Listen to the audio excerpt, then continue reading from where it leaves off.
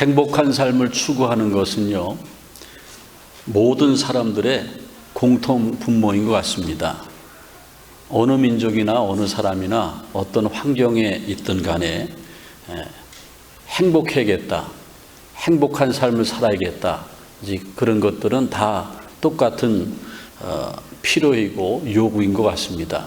그런 의미에서 왜 교회를 다니십니까? 이렇게 질문을 해보면은 결국에는 그 해답은 행복해지기 위해서. 왜 예수를 믿습니까? 결국에는 그 대답도 행복해지기 위해서 예수를 믿는 것입니다. 근데 문제는요, 행복하지 않다는 거예요. 교회 오래 다녔는데 행복하지 않고 예수 믿는데 행복하지 않다라는 거예요. 오늘 성경에 사도 요한은 왜 행복하지 않은지, 그리고 어떻게 하는 것이 신앙생활을 잘하는 것인지를 분명히 말씀해 주고 있습니다. 이것을 알기 위해서 우리가 사도 요한에 대해서 좀 알아야 되는데, 사도 요한은 예수님의 제자 가운데 빅3라고 그러죠. 베드로, 요한, 야고보. 항상 예수님이 어디를 가든지 다른 제자들은 안 데리고 다녀도 그 세 제자들은 꼭 데리고 다녔습니다. 그리고 사랑의 사도라고 하고요, 갈릴리 어부 출신이기도 하고. 근데 중요한 것은 예수님의 12제자 가운데 성경을 제일 많이 집필했습니다. 그래서 성경을 5권이나 집필했는데 요한계시록을 집필했고, 요한복음, 또 요한 1서, 2서, 3서. 그런데 요한계시록은요, 기독교 박해 때 이제 반모섬으로 유배돼서 그 반모섬에서 요한계시록을 기록했고, 그리고 그 요한은 에베소에서 주로 많이 거주했는데 에베소에서 요한복음과 요한 1, 2, 3서를 이제 저술을 했습니다. 기록을 했습니다. 그런데 이 말씀이 왜 중요하냐면은 오늘 15절 말씀에 보면은 우리가 왜 행복하지 않는가, 어떻게 신앙생활을 하는 것이 제대로 하는가. 요한은 초대교회 그 시절에 있으면서 에베소 교회나 소아시아 7교회, 로마나 고린도에 있는 모든 교회들, 그런 교회들을 보면서 교회들이 좀 신앙생활을 바르게 하고 신앙생활의 행복을 찾았으면 좋겠다. 그러면서 오늘 이 말씀을 서신서로 전하는 것입니다. 그런데 오늘 15절 말씀에 보면은 요한은 이 세상이나 세상에 있는 것들을 사랑하지 말라. 누구든지 세상을 사랑하면 아버지의 사랑이 그 속에 있지 않다, 이렇게 말씀하고 있습니다.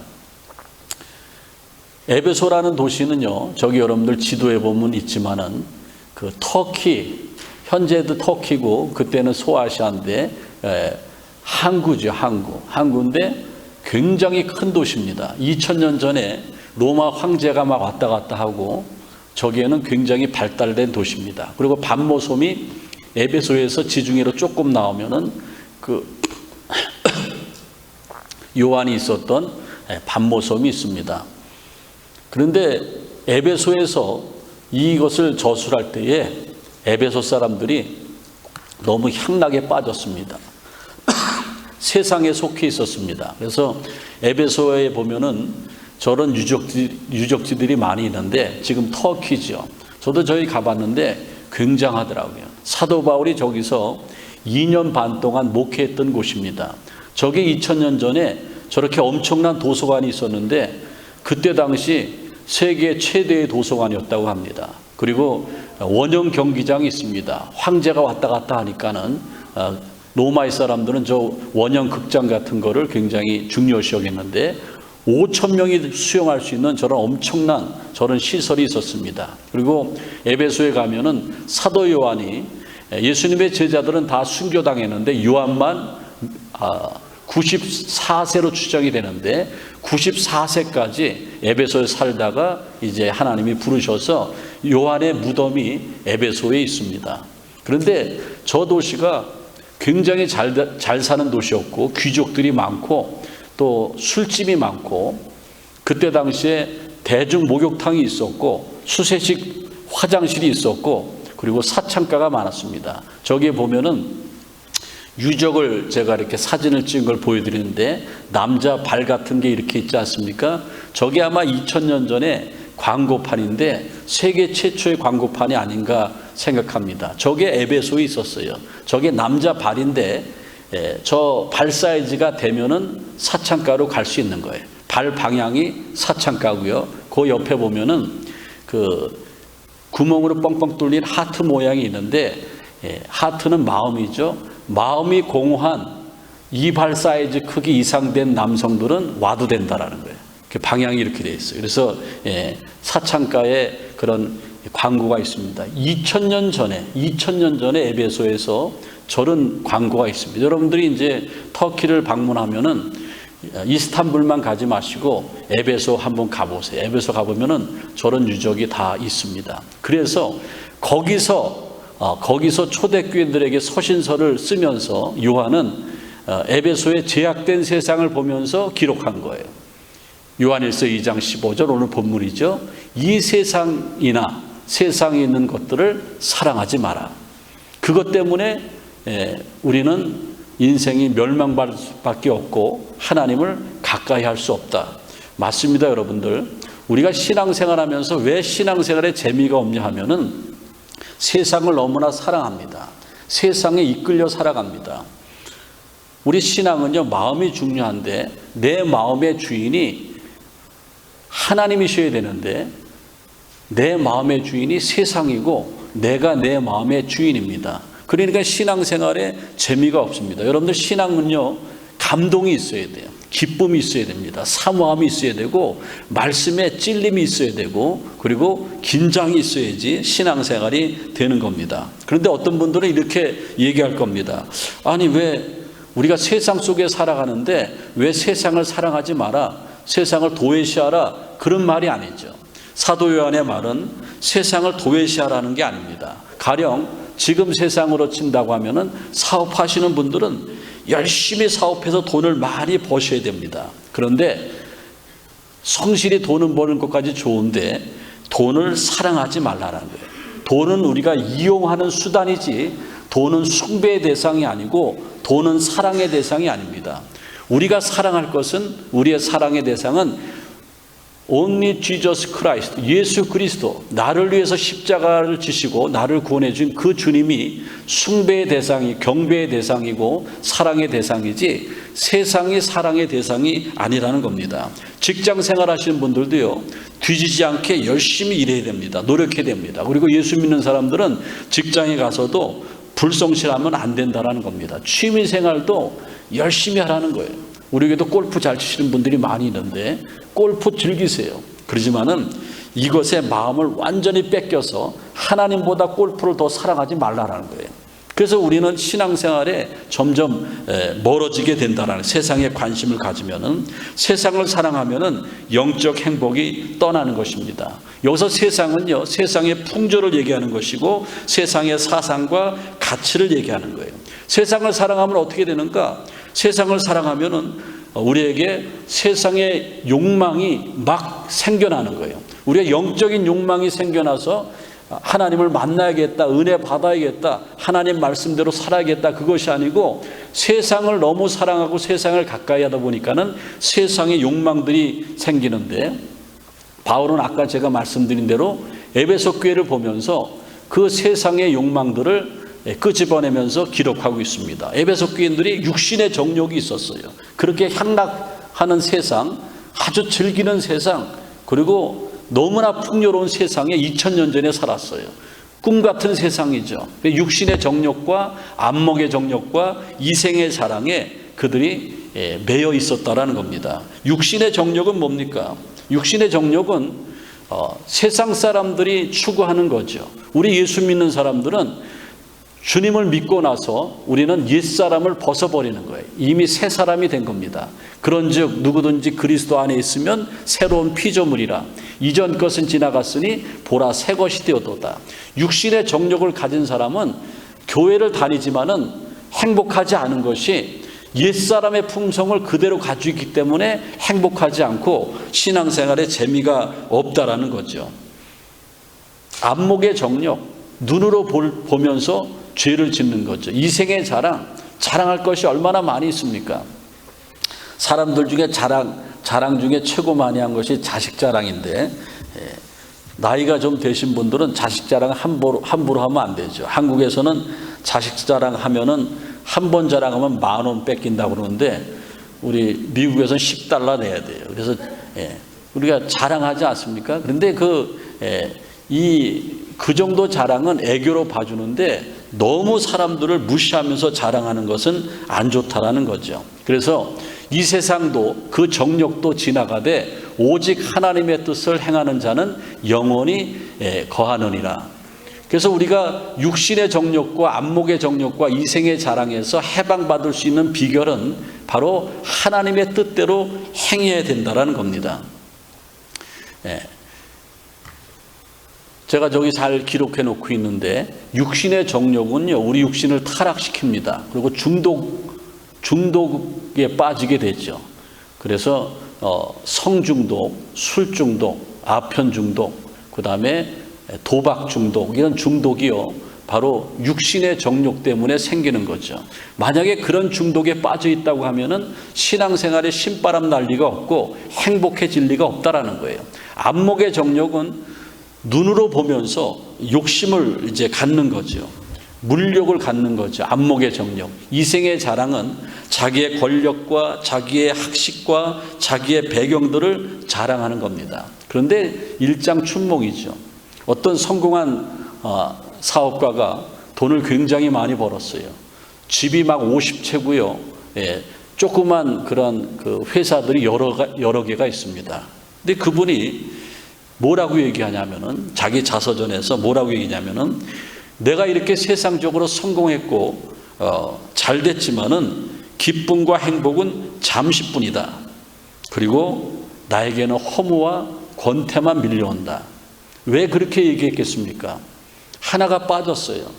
인생의 주인, 나의 주인이 하나님인데, 하나님을 가까이 하지 않고 세상에 너무 몰두하다 보니까 그것이 최고인 양 생각했는데, 점점 인생이 황후로 치닫고 성공했다고 돈은 많은데 허무와 권태뿐이 없다라는 겁니다.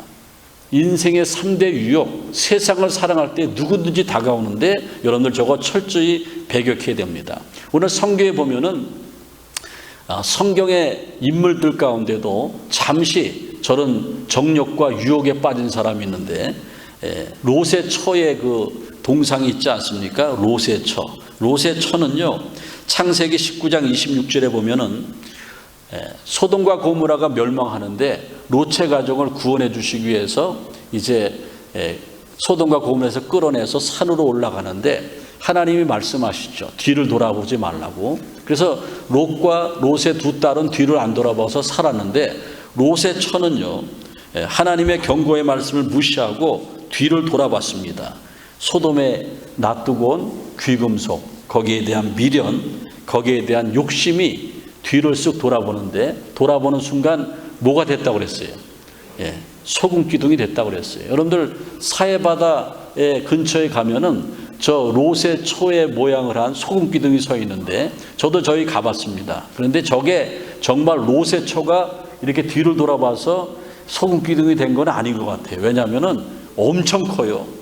거인 같아. 그러니까 저건 아닌데, 어떻게 저렇게 풍화작용 때문에 저렇게 그 소금 기둥이 생긴 것 같습니다. 지금 저 산 같지만은 사해바다 주변의 산인데, 저게 다 소금산입니다. 소금산인데 저렇게 롯의 초가 이렇게 서 있어요. 저걸 보고, 야, 세상을 사랑하면은 저렇게 소금 기둥이 되는구나.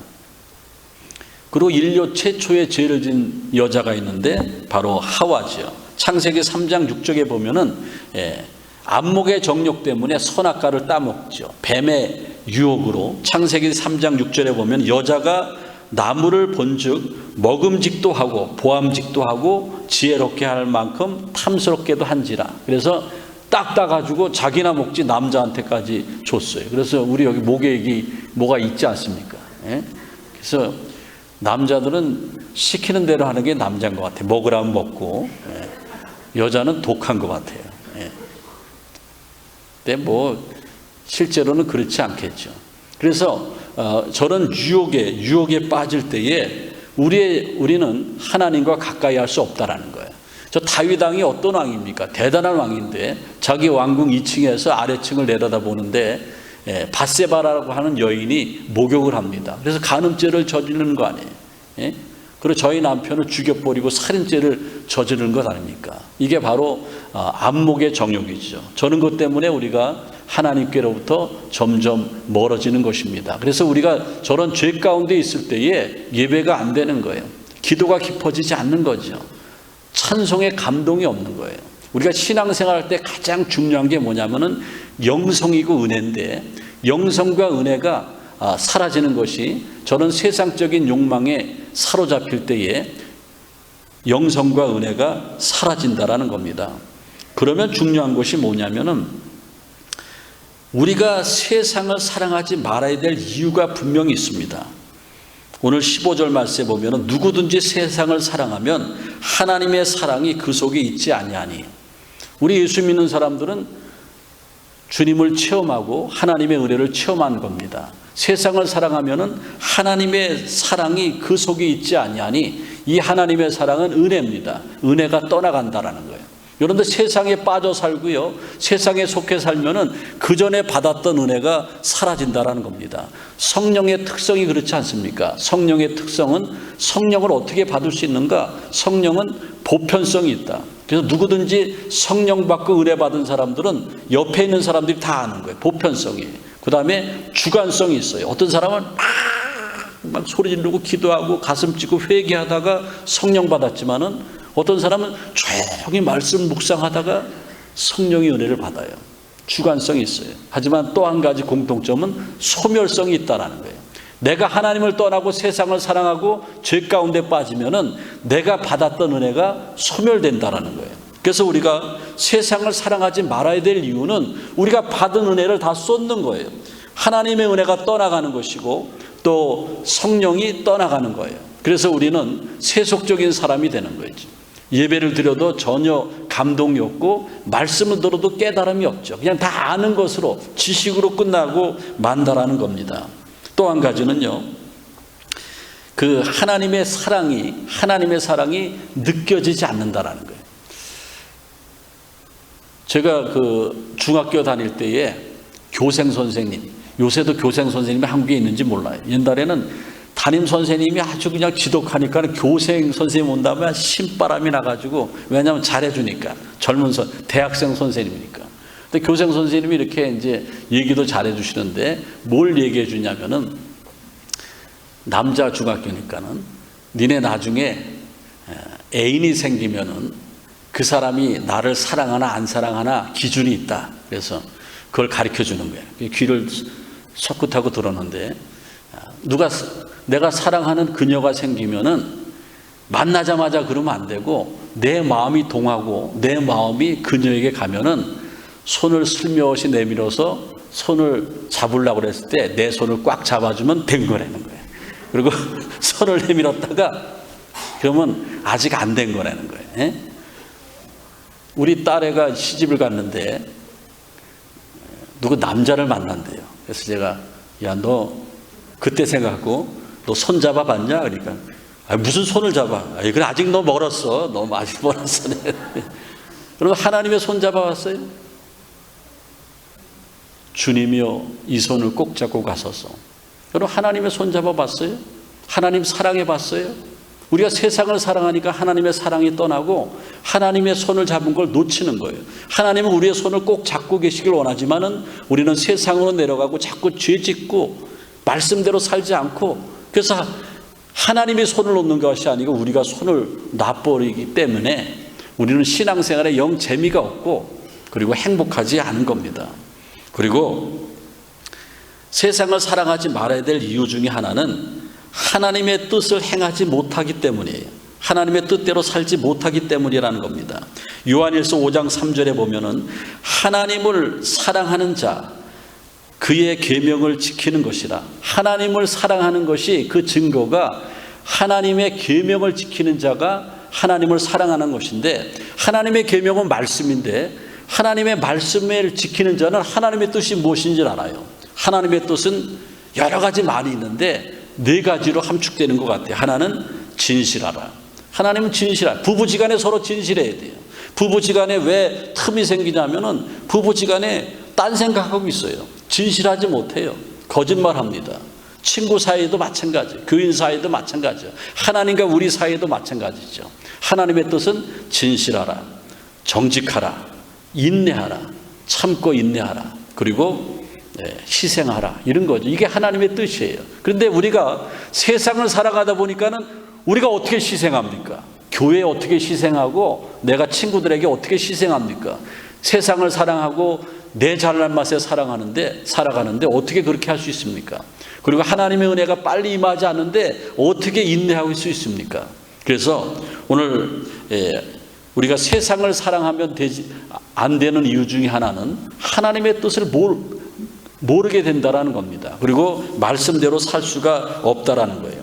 요한계시록 1장 3절에 보면은 하나님의 말씀을 읽는 자와 듣는 자와 그 말씀을 지키는 자가 복이 있도다. 그러면서 때가 가까움이라. 오늘 사도 요한이 반모섬에서 요한계시를 기록하면서 요한계시를 처음에다가 기록해 놓고 있어요. 하나님의 말씀을 읽는 자와 듣는 자와 그 말씀을 지키는 자가 복이 있도다. 때가 가까움이라. 그때도 에베소를 보고 막 보니까는 말세 같아요. 그러니까 말씀을 이렇게 기록하는 거죠. 여러분들 하나님의 말씀을 얼마나 듣습니까? 얼마나 지킵니까? 얼마나 읽고 있습니까? 굉장히 중요한 것이죠. 그래서 우리가 하나님을 가까이 하고 세상을 가까이 아니하기 위해서는 로마서 12장에 있는 것처럼 이 세대를 본받지 않는 겁니다. 그리고 하나님의 온전하신 뜻이 무엇인지를 분별해야 된다는 것이죠. 오늘 요한일서 2장 17절에 보면은 이 세상도 그 정욕도 지나가되 오직 하나님의 뜻을 행하는 자는 영원히 거하느니라 그랬습니다. 이 세상의 모든 것은 다 지나가요. 우리들도 지나갑니다. 우리들도 이제 점점 죽음을 향해서 달려나가고 있어요. 그래서 요즘에는 웰빙의 시대, 얼마만큼 잘 먹고 건강에 살고 그것도 중요하지만 웰다잉, 나의 마지막을 어떻게 잘 준비하는가, 그게 중요하다는 거예요. 그래서 오늘 성경에 보면은 하나님의 뜻을 행하는 자, 세상을 사랑하지 않고 하나님의 뜻을 행하는 자는 영원히 거하느니라. 그들에게는 영생의 소망이 있다라는 것이죠. 세상을 사랑하지 말고 경건하게 살라라는 말씀입니다. 마지막 그날을 준비하라는 겁니다. 중요한 것은요, 내일은 우리의 날이 아닙니다. 내일은 하나님이 나에게 주셔야지 내 날이 되는 거지, 내일은 우리의 날이 아닙니다. 그래서 중요한 것은 오늘에 충실하고 내가 하나님을 가까이 함으로 말미암아 나의 마지막을 준비하는 것이 신앙생활입니다. 로마의 개선 장군들이 이제 승리를 거들고 로마로 이렇게 들어올 때에 원로원에서 그 개선 장군 수구했으니까는 개선 장군의 시가 행진을 허락했습니다. 그래서 로마의 장군들은 막 그냥 어떤 장군들은 팔이 잘려서 이렇게 로마 시내로 들어온 시가 행진하면 막 시민들이 환호를 하죠. 왜? 로마를 세계적인 나라로 만든 게 그런 장군들 아닙니까? 근데 그 장군들은요, 지혜로웠어요. 항상 환호를 받으면서 입장하는데 바로 옆에다가 노예들을 둬가지고 계속 소리 지르게 만듭니다. 그 군중의 환호 소리를 무색시켜 버릴 정도로 소리를 지르게 하는데 노예들이 무슨 소리를 지르느냐면은 메멘토 모리, 메멘토 모리, 메멘토 모리. 이거 라틴어로 무슨 말이냐면은 죽음을 기억하라, 이 말이에요. 죽음을 기억하라. 지금 장군이 전쟁에서 승리했다고 우쭐대지 마라. 당신은 언젠가는 죽는다. 겸손해라. 그리고 준비해라. 이 말씀은 우리 모두에게 다 적용되는 말씀 아닙니까? 신앙생활은 마라톤이라고 생각한다고 하는 분들이 많이 있습니다. 마라톤. 진짜 훌륭한 마라토너들은요, 마라톤 뛸 때에 죽기 살기로 뛰는 것 같지만은 규모 있게 뜁니다. 내 체력을 안배가면서 결승전까지 가장 빠르게 들어갈 수 있고, 또 결승전에 도착했을 때에 내가 어떤 모습으로 기쁨을 누릴 수 있는가, 그런 것을 계산하면서 뛴다고 그래요. 우리가 신앙의 여정 가운데 왜 행복하지 않냐? 이제 하루하루 믿는 거예요. 하루하루 믿는 거. 우리는 마라토너인데 신앙생활도 어떤 계획이 있고 단계가 있는데 지금 가는 과정인데 그냥 오늘 하루하루 주일날 한 번 나오고 끝나고 그러는 거예요. 그러니까 우리에게는 신앙생활에 행복이 없다라는 겁니다. 이제 오늘 말씀을 마치겠습니다. 여러분들 저기 제가 십자가 앞에 남편과 아내와 세 자녀가 십자가를 향하고 있는 그런 사진을 제가 여러분들에게 보여드리는데 왜 우리의 신앙생활이 재미없는가? 우리의 가정이 행복하지 않은가? 바로 십자가를 향하지 않고 예수를 바라보지 않기 때문입니다. 세상을 사랑하면은 영적인 행복이 떠나는 것입니다. 돈을 사랑하면은 행복이 떠나는 거예요. 돈은 이용의 대상이지 우리가 사랑의 대상이 아니라고 그랬습니다. 신앙생활을 혼자 하지 마세요. 저렇게 가족과 함께 해야 됩니다. 신앙생활은 가족과 함께 할 때에 우리의 신앙이 신바람 나는 거예요.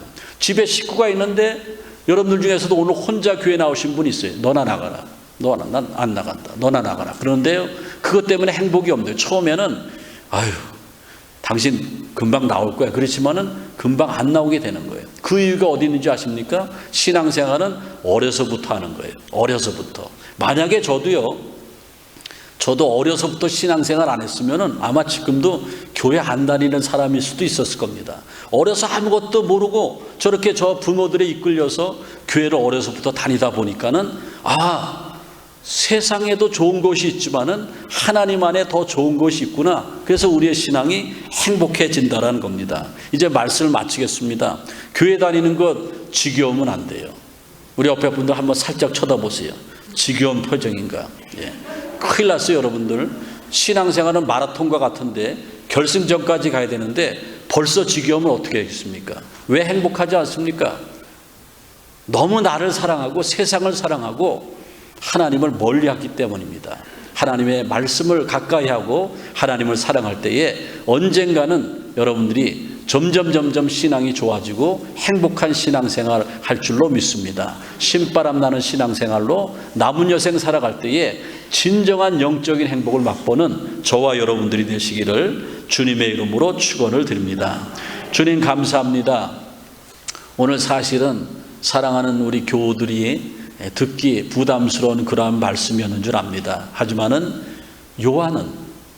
사도 요한은 에베소에서 세상을 사랑하고 세상 즐거움에 취해 있는 그들에게 정확하게 하나님의 말씀을 전하고 있습니다.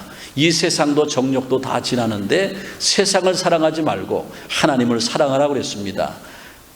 오 주님, 우리 모두가 이 말씀을 받아서 정말 하나님을 가까이 할 때에 우리의 신앙이 새로워지게 도와주시고 신앙생활이 행복해지게 도와 주옵소서. 예수님의 이름으로 기도하옵나이다. 아멘.